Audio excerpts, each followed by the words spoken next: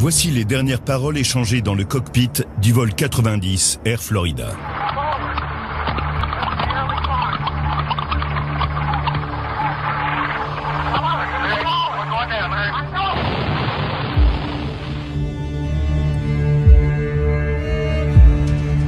Le Boeing 737 à destination de Tampa est entré en collision avec un pont de Washington avant de plonger dans les eaux glacées du fleuve Potomac. It was just before 4, the bridge heavily loaded with commuter traffic, people trying to get home early in a snowstorm. Il y avait un trou dans la glace. On aurait dit que quelqu'un avait lancé une balle de baseball dans une vitre. Je me souviens de m'être dit, mon Dieu, l'avion est sous l'eau, avec tous ses passagers à bord. Chester Panzer est caméraman pour une chaîne de télévision de Washington.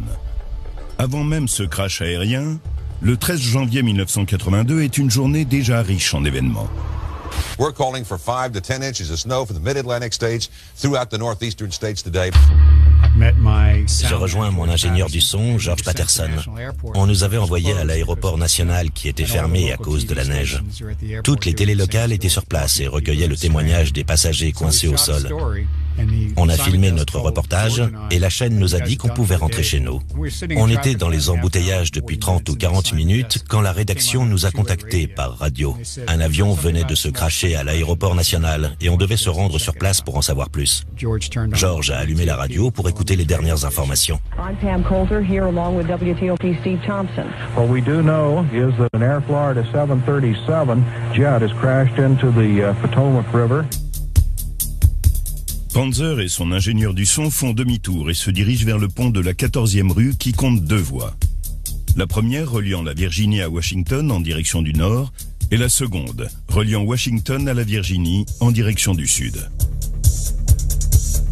Quand l'équipe arrive au pont et commence à décharger son matériel, un hélicoptère de la police, Eagle One, est déjà sur place. L'avion s'est crashé depuis 20 minutes. Panzer allume sa caméra et filme le sauvetage de Kelly Duncan, l'une des hôtesses de l'air. Sa robe et ses collants étaient déchirés. Elle se cramponnait de toutes ses forces pour survivre.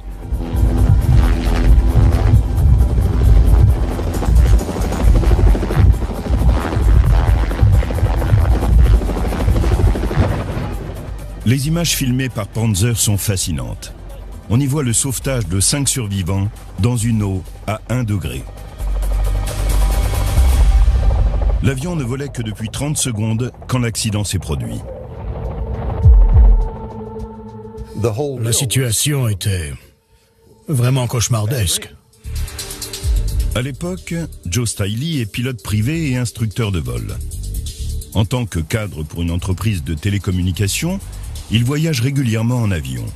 Il doit se rendre à Tampa en compagnie de sa collègue Nikki Felch.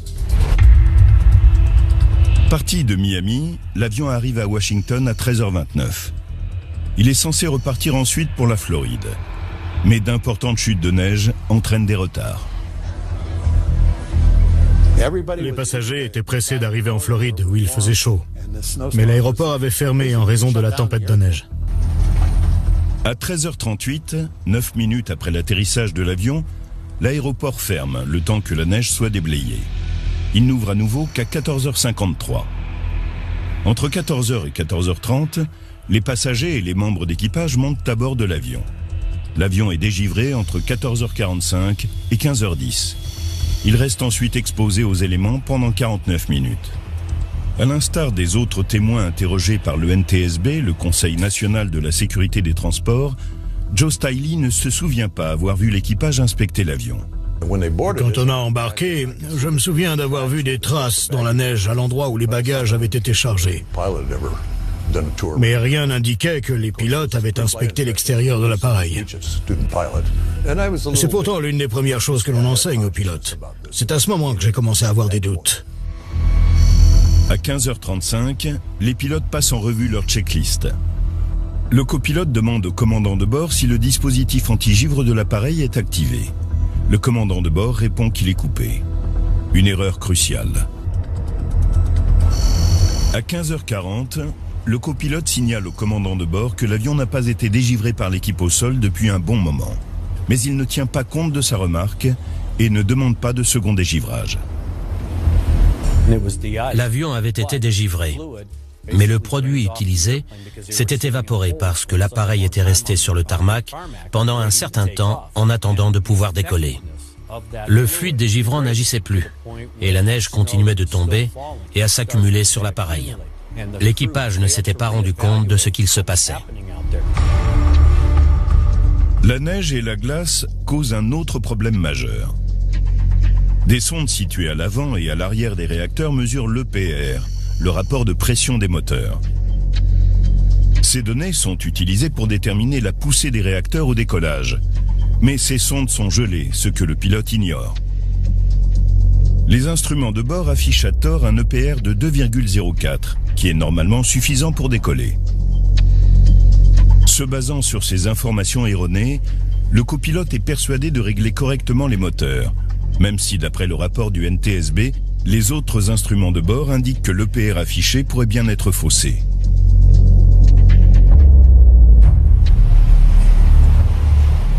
À 15h59, l'avion s'élance sur la piste de décollage. Il n'atteint pas la vitesse nécessaire pour pouvoir décoller, mais il continue sa course. J'avais l'impression que la piste d'atterrissage était une route boueuse avec des nids de poules de 50 cm. L'avion a été secoué tout du long. D'après les conversations enregistrées à l'intérieur du cockpit, le copilote semble inquiet. Pendant le décollage, le copilote a dit à plusieurs reprises « Ce n'est pas normal ». Il n'a pas demandé au commandant d'annuler le décollage, mais a essayé de lui faire comprendre par des insinuations en pensant que celui-ci allait lui dire « Tu as raison, je vais faire quelque chose ». Ils ont décollé à 75% de la puissance maximum. La présence de neige et de glace sur les ailes a également diminué la portance. L'avion ne pouvait pas voler. Alors qu'on s'apprêtait à décoller, je me suis tourné vers Nicky et je lui ai dit « On est dans le pétrin » ou quelque chose de ce genre.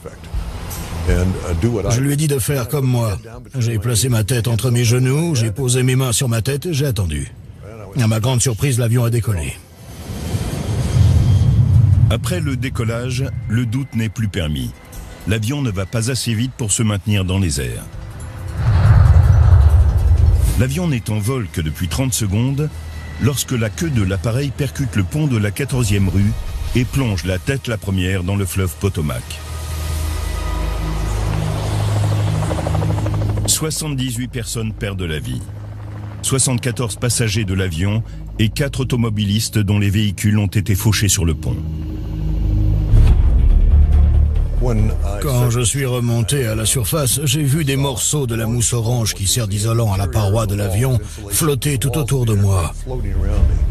J'ai constaté que la queue de l'appareil avait disparu. La température de l'air est de -4 degrés et l'eau est à 1 degré. Dans ces conditions, une personne souffre d'épuisement et d'une perte de coordination de ses mouvements avant de perdre connaissance au bout de 15 à 30 minutes. On était sur la rive au bord du fleuve et on pouvait voir l'endroit où l'appareil avait percuté le pont, ainsi qu'un trou dans la glace entre les deux ponts. Quand Chester Panzer commence à filmer, le passager Bert Hamilton est déjà dans l'ambulance. L'hôtesse de l'air Kelly Duncan a été sortie de l'eau. Et 3 passagers tentent de s'agripper aux débris de l'appareil. L'homme d'affaires Joe Stiley, sa secrétaire Nikki Felch et une autre jeune femme, Priscilla Tirado, dont le mari et le fils de 8 semaines ont péri dans l'accident. Je pense que l'équipage de l'hélicoptère, Don Usher et Gene Windsor, ont tenté de comprendre la situation et de réagir du mieux possible. Ils ont lancé 2 cordes. La première était une corde ordinaire et la seconde était pourvue d'une bouée de sauvetage. Je me suis accroché à la bouée, j'ai attrapé Priscilla Tirado, puis j'ai saisi l'autre corde et j'ai tenté d'agripper Nikki. Ils ont commencé à tirer et je n'ai pas réussi à garder Nikki dans mes bras. Elle m'a échappé. Sur les images, vous pouvez voir que je tente de la saisir. Quelques secondes plus tard, les secouristes lancent une seconde bouée depuis l'hélicoptère. Tirado l'attrape, mais n'arrive pas à garder prise. Quand j'ai vu Priscilla Tirado se débattre dans l'eau, lâcher la bouée de sauvetage et tenter de nager, j'ai compris l'ampleur du drame. Elle allait se noyer sous nos yeux. Elle était blessée, dans une eau glaciale, avec du carburant dans les yeux. Elle allait clairement se noyer. Je me suis dit que ce n'était pas juste. Je me devais de faire quelque chose. En raison de la tempête de neige, toutes les administrations ont fermé plus tôt. Un fonctionnaire du nom de Lenny Skutnik saute dans l'eau gelée au moment où Priscilla Tirado commence à sombrer. Je l'ai vu passer près de moi et sauter dans le fleuve. Je me souviens d'avoir aperçu son ombre et je l'ai regardé plonger. Heureusement que quelqu'un est intervenu. Elle se serait noyée si Lenny ne l'avait pas secourue. Cet homme est un vrai héros de l'avoir sauvée ainsi. Elle n'aurait pas survécu sans lui.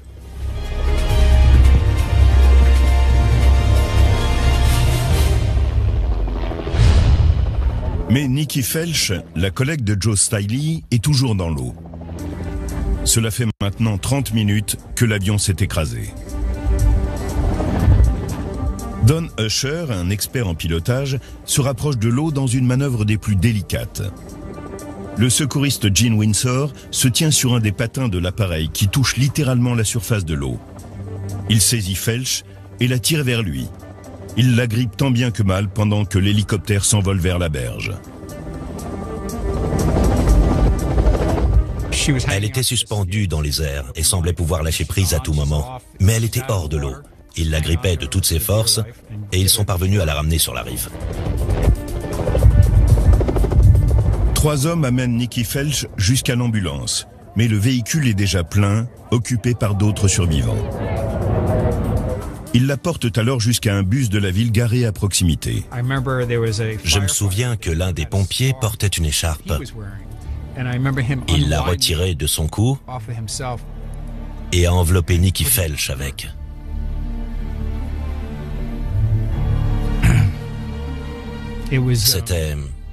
C'était la seule chose qu'il avait trouvée pour l'aider.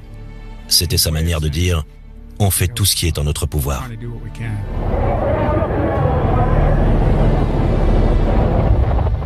Cinq survivants sont maintenant sur la terre ferme. L'hélicoptère effectue un dernier vol au-dessus de l'eau. Ils espéraient retrouver d'autres survivants.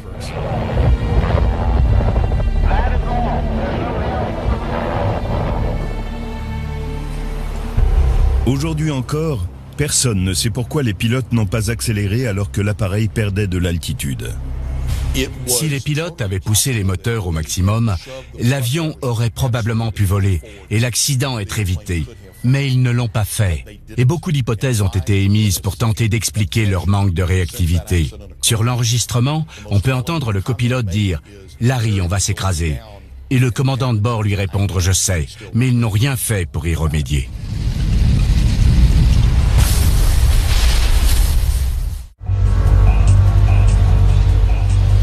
Dans les mois qui ont suivi le crash du vol 90 Air Florida, les enquêteurs analysent tous les éléments à leur disposition afin de déterminer ce qui s'est passé ce mercredi après-midi d'hiver. Les enregistrements sonores du cockpit, la météo, les débris, la procédure de dégivrage, chaque détail est passé au peigne fin. Moins de 7 mois après l'accident, le NTSB publie son rapport final. La cause probable de l'accident, le fait que l'équipage n'ait pas activé le dispositif anti-givre avant le décollage. Au moment de la checklist, le copilote énonce « anti-ice », faisant référence au dispositif anti-givre, ce à quoi le commandant répond « désactivé ». On peut l'entendre sur l'enregistrement du cockpit. On sait que les sondes étaient gelées, ce qui explique pourquoi le rapport de pression des moteurs affiché par les instruments de bord était faussé. Les pilotes avaient tellement l'habitude de ne pas utiliser le dispositif anti-givre qu'ils ne l'ont pas activé. Ils n'ont ensuite même pas remarqué cette erreur au moment de la checklist. 2 autres causes possibles sont étudiées. La décision de l'équipage de décoller malgré la neige qui s'accumulait sur le profil de l'appareil, c'est-à-dire les ailes, les stabilisateurs horizontaux et tous les éléments permettant la portance de l'appareil, et le fait que le commandant de bord ait choisi de décoller alors que le copilote lui avait fait remarquer que les indicateurs EPR n'étaient pas cohérents. Les enregistrements sonores du cockpit montrent que le copilote a tenté d'alerter son collègue.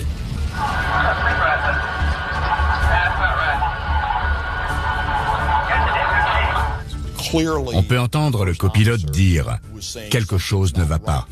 Mais le commandant de bord était sûr de lui. Il n'a pas voulu regarder la réalité en face et il s'est auto-persuadé qu'il n'y avait aucun problème. En agissant de la sorte, il a balayé les doutes émis par le copilote. C'est la principale erreur qu'il a commise. L'accident était prévisible avant même le décollage. Ça n'aurait jamais dû arriver. C'était la catastrophe assurée, parce que les erreurs se sont succédées lors des événements qui ont précédé le drame.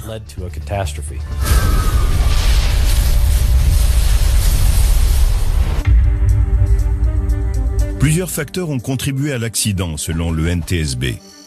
Le délai qui s'est écoulé entre le dégivrage et l'autorisation de décoller, durant lequel l'appareil a été exposé aux chutes de neige, et le manque d'expérience des pilotes à voler dans des conditions hivernales. Ils avaient principalement volé dans le sud-est des États-Unis. Devoir décoller de l'aéroport de Washington pendant une tempête de neige en janvier les a mis dans une situation préjudiciable.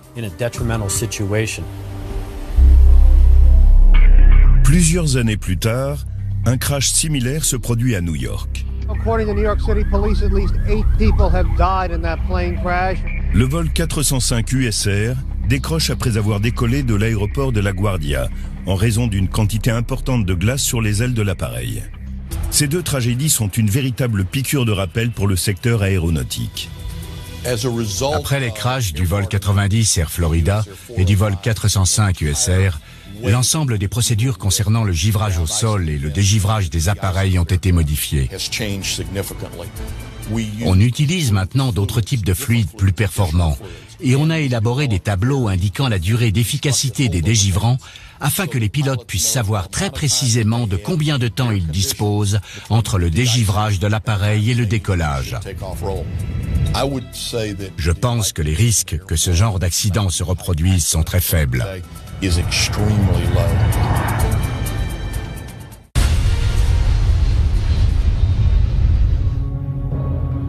Cet avion est sur le point de s'écraser. 17 personnes vont trouver la mort. Mais l'un des passagers va survivre à ce tragique événement.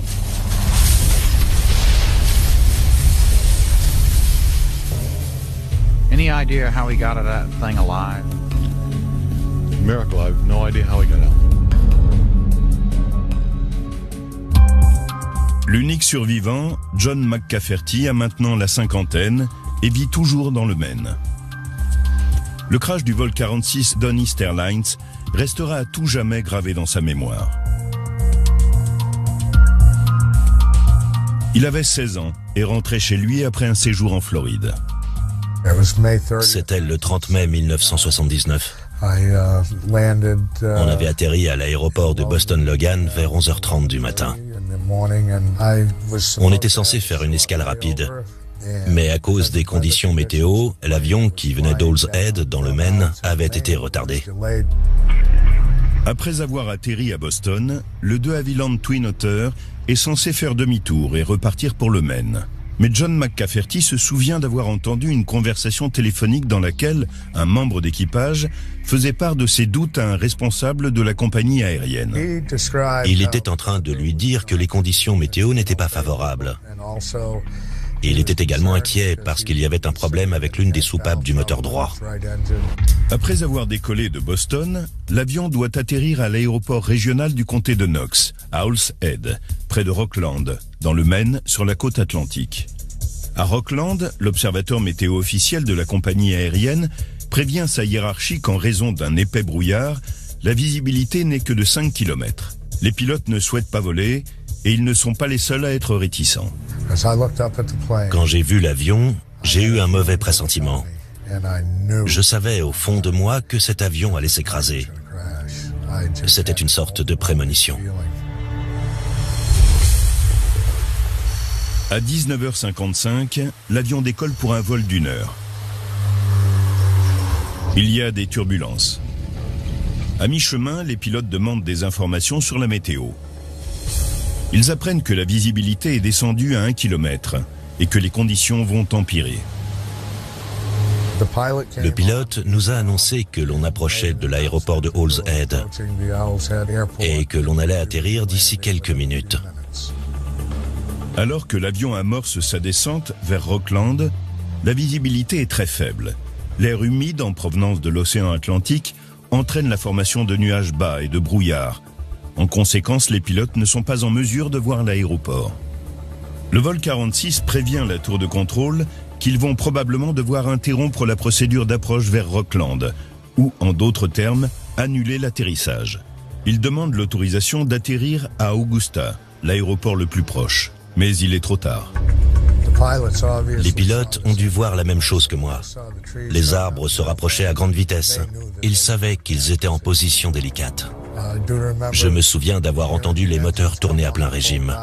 Le pilote a dû tenter une manœuvre parce que le nez de l'avion s'est redressé. C'est à ce moment-là que l'on a percuté les premiers arbres. Le témoignage du passager semble confirmer que le pilote a réagi normalement face à ce genre de situation. Quand un avion touche des arbres, il subit une perte de vitesse et par la même occasion, une perte de portance. Il va continuer à descendre, à moins qu'il accélère pour pouvoir gagner de la portance. Pour le vol 46 Don East, ça ne s'est malheureusement pas passé ainsi. J'ai posé les mains sur le siège devant moi et j'ai remonté mes genoux contre le dossier. Je me suis placé en position de sécurité. Tout à coup, on a percuté les premiers arbres dans un fracas retentissant. J'ai entendu un bruit métallique et les passagers se sont mis à crier. Mon corps a été propulsé à travers la cabine et l'avion s'est arrêté brutalement. McCafferty se rend compte qu'il est le seul survivant. Couvert de carburant et paniqué à l'idée que l'avion explose, il parvient à ramper hors de la carcasse. J'ai fait 20 mètres dans cette direction et je me suis allongé au sol en attendant l'arrivée des secours. Au bout d'un moment, une équipe de secouristes est arrivée sur place. Ils se sont d'abord dirigés vers l'appareil. J'ai entendu des voix et j'ai aperçu des lampes. J'ai crié de toutes mes forces. « À l'aide, je suis là !» C'est l'un des arbres que l'avion a percuté avant de s'écraser au sol. Par une journée enneigée d'hiver, John McCafferty revient sur les lieux de l'accident pour la première fois depuis 35 ans. Il est accompagné de Foster Sullivan, l'un des secouristes à qui il doit la vie. Je lui ai demandé « Comment t'appelles-tu » et il m'a répondu « John ». Il m'a dit « Dites à mes parents que je les aime et que je vais aller au paradis ». Je voulais qu'ils sachent que même si j'allais mourir, et j'étais persuadé que j'allais mourir, j'allais monter au paradis et que je n'avais pas souffert. Son pouls était trop rapide. Sa tension artérielle était basse et son ventre était gonflé. Je pensais qu'il n'allait pas survivre.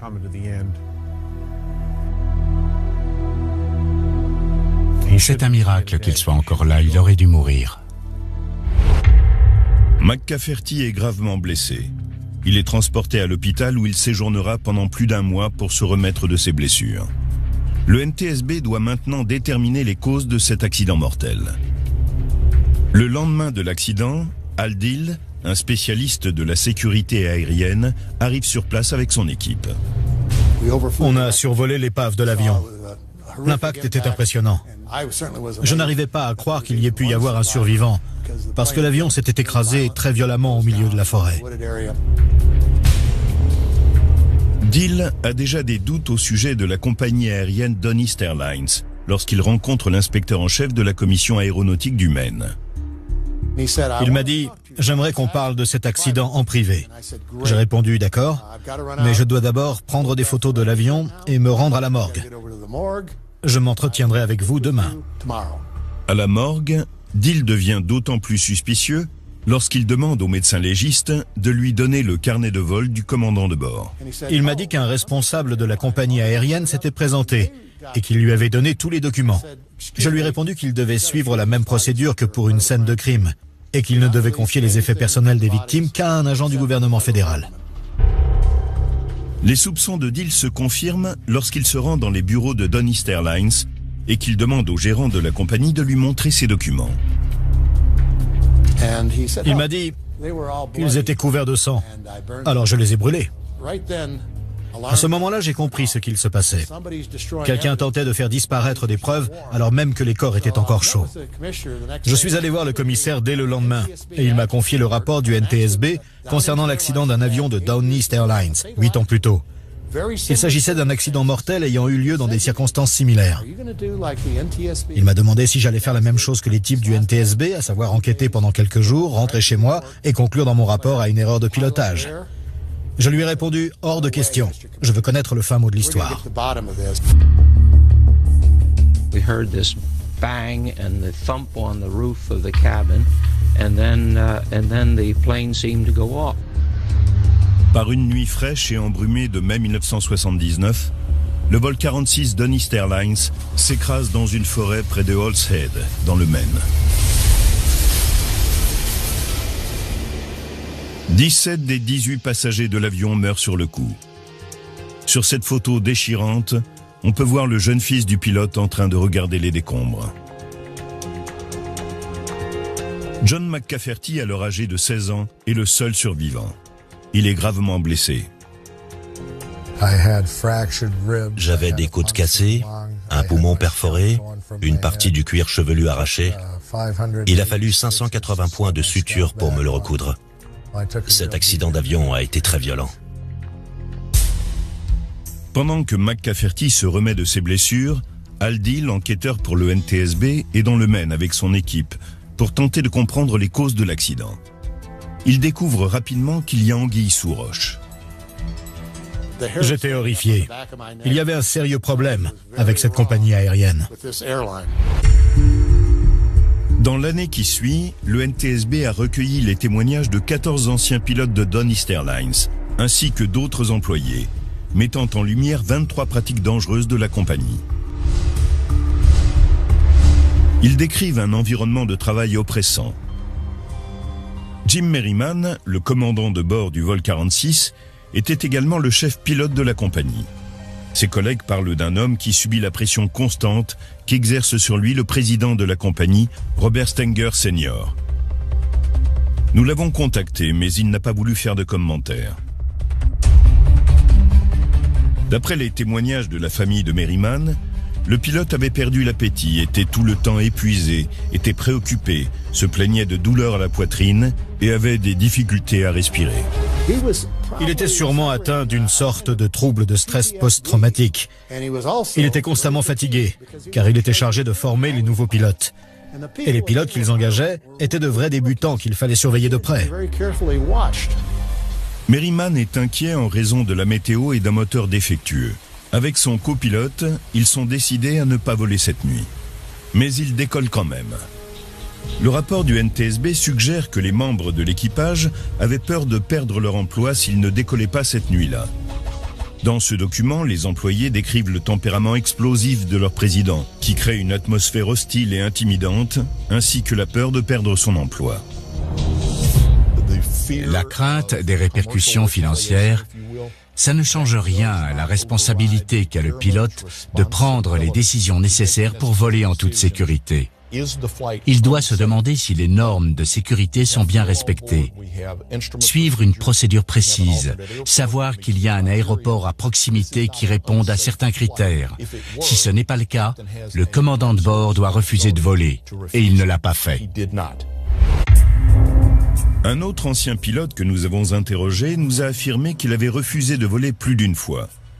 Il aurait été licencié 4 fois par Robert Stenger, le propriétaire de la compagnie, avant d'être réembauché à chaque fois au bout de 20 minutes. D'autres de ses collègues disent avoir subi des pressions et toutes sortes d'intimidations au quotidien et d'avoir été poussés à faire des économies. Le président et quelques-uns des employés de Don East Airlines ont nié avoir ordonné aux pilotes de bafouer les normes de sécurité.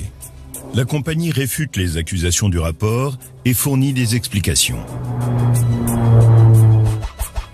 Le NTSB détermine que l'accident est dû à l'incapacité des pilotes à interrompre la descente à l'altitude minimum.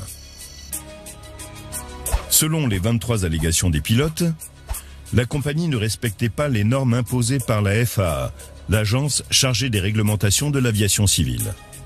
Ils sont descendus à l'altitude minimum avant même d'apercevoir la piste. Ils ont amorcé la descente trop tôt et ont heurté des arbres, ce qui a provoqué le crash. Le rapport du NTSB conclut que les pressions exercées par la compagnie, le manque de formation, le manque d'expérience du copilote et sa faible maîtrise des instruments de bord, ainsi que le stress du commandant de bord qui était atteint de fatigue chronique, ont été les facteurs déterminants ayant provoqué l'accident. C'est ici même que le vol 46 a terminé sa course. Je prie pour toutes les âmes qui étaient à bord. J'espère que leurs familles pourront trouver la paix un jour, de quelque manière que ce soit, même si je sais que c'est très difficile. Il faudra attendre 1995 pour que la FAA commence à réglementer le vol des petits appareils de la même manière que pour les gros avions de ligne. Avant cela, les accidents étaient le lot des petites compagnies régionales. L'accident d'avion auquel a survécu John McCafferty le hantera jusqu'à la fin de ses jours. Je n'ai pas vécu qu'un seul crash. J'ai l'impression d'en avoir vécu 10 000, parce que j'ai fait 10 000 cauchemars. C'est insensé. Ce sont également des souvenirs douloureux pour Foster Sullivan, le premier secouriste sur les lieux. C'est un endroit très silencieux, très tranquille. Ça ravive le souvenir de l'accident. Il y avait un grand silence.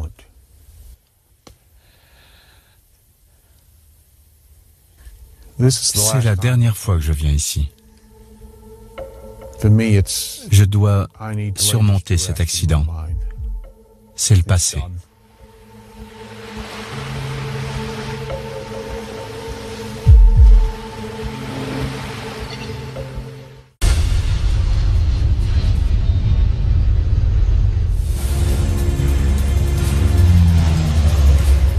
Un petit appareil s'écrase dans un champ de maïs du Kansas. C'est une véritable tragédie pour ce jeune groupe d'amis. Parmi eux se trouve Anna Luce, qui vient d'obtenir son diplôme de l'université Oral Roberts. C'était le 11 mai 2012. C'était une journée ordinaire, un jour comme les autres. On devait décoller de Tulsa en Oklahoma et atterrir à Council Bluffs en Iowa. Ils se rendaient à un rassemblement religieux organisé par le père de Luce, Ron, un pasteur évangéliste. Ils pourraient se rendre de Tulsa à Council Bluffs en voiture, ce qui représenterait 6 heures de route. Mais l'un d'entre eux connaît un pilote breveté qui leur propose de les emmener en avion, ce qui ne prendrait que 2 heures. À 15h45, le Cessna 401 blanc et bleu, immatriculé N9DM, décolle de l'aéroport Richard Lloyd Jones Jr. de Tulsa. On était dans les airs depuis 1 heure et on passait un bon moment. Il se dégageait une bonne énergie. Il fait froid dans l'avion. Le pilote allume le chauffage à combustion de la cabine. Il s'en dégage une odeur nauséabonde. Il décide donc de l'éteindre. Quelques instants plus tard, à environ 8000 pieds, un incident terrifiant se produit. Un incendie se déclare. Une fumée noire commence à envahir la cabine. J'ai entendu les gens tousser. On essayait de trouver comment survivre dans cette situation. Le pilote n'a pas le choix, il doit effectuer un atterrissage d'urgence. Ils n'ont effectué qu'un tiers du parcours entre Tulsa et Council Bluffs. L'avion vole au-dessus de Chanute, une ville du Kansas. Je me souviens d'avoir regardé par le hublot. J'essayais de me protéger de la fumée en me couvrant la bouche avec ma veste. Ce genre d'avion n'est pas pressurisé. L'appareil n'était pas équipé de masques à oxygène comme le sont les avions de ligne qui volent à cette altitude. La situation était réellement désespérée. À 16h40, le Cessna s'écrase au sol. Le premier point d'impact se situe au niveau de l'aile droite. L'appareil tourne violemment sur lui-même à plusieurs reprises. On ne voyait pas plus loin que sa propre main. La fumée était très épaisse. 3 des 5 personnes à bord meurent sur le coup. Anna Luce et son ami Austin Anderson, un ancien marine de 27 ans, sont vivants, mais gravement blessés. Ils parviennent à rejoindre une route et à demander de l'aide. Anderson, brûlé à 90%, meurt le lendemain matin. Anna, dont le corps est brûlé à 30%, est l'unique survivante du crash.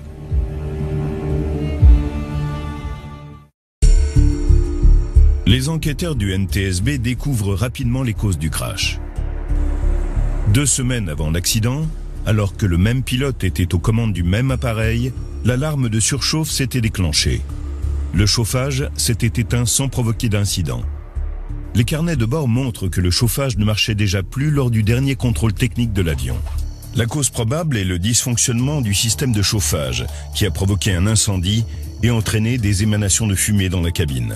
C'est également ce qui a provoqué en 1985 le crash du DC-3 dans lequel a péri le chanteur Ricky Nelson, le fils d'Ozzy et Harriet Nelson. Les chauffages à combustion des avions ont déjà causé plusieurs problèmes. Ils peuvent provoquer des incendies, voire même des intoxications au monoxyde de carbone. Peu importe qu'il s'agisse d'un petit avion privé ou d'un A380, si l'on détecte le moindre problème mécanique, l'avion doit être contrôlé pour déterminer s'il peut voler en toute sécurité.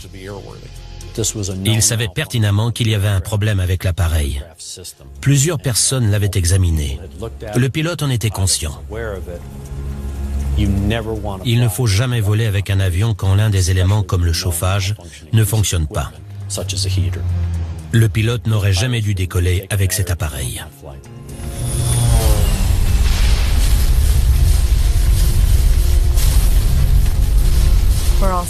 On est tous des survivants. Ça nous arrive à tous de souffrir et de devoir nous battre. Même si l'expérience que j'ai vécue a été très violente, beaucoup de gens dans le monde ont vécu bien pire. Il est assez rare qu'un avion s'écrase. Cela concerne un vol sur 1,2 million pour être précis. Quand un avion de ligne s'écrase, les chances de survie sont bien plus élevées que ce que l'on pourrait imaginer. Elles sont de 95% selon le NTSB. Et pour ceux d'entre vous qui se demandent quel est l'endroit le plus sûr où s'asseoir, aucune statistique ne répond à cette question. Mais c'est généralement près des ailes que l'on est le moins secoué. Survivre à une catastrophe aérienne ne peut que changer votre vision de la vie. On fête l'anniversaire de mon fils et du jour où j'ai survécu au même moment. J'ai eu la chance de pouvoir voir mes enfants grandir. Avoir vécu une expérience aussi terrible et y avoir survécu malgré les blessures graves que j'avais, ça m'a fait prendre conscience que Dieu est intervenu pour me sauver. Et je le remercie chaque jour.